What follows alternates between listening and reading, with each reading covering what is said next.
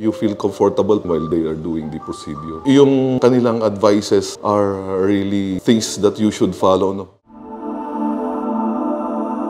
I'm Dante Castro. I'm 55 years old. I work at National Grid Corporation of the Philippines. It's my second ECU checkup here in TMC. You see, I've been here for 2 years already, and it is consistent. TMC is very organized. You have your schedule and you follow on time, so that's a good thing for us na nag-work yung ating trabaho.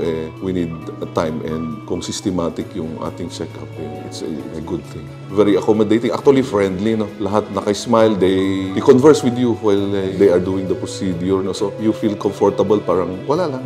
Actually, nagiging intimate yung relationship with them while they are doing the procedure.